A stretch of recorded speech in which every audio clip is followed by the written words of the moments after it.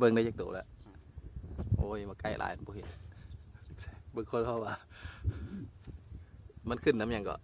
คือน้ำความสำนาน ขึ้นน้ำความสำนานบ้าติโถ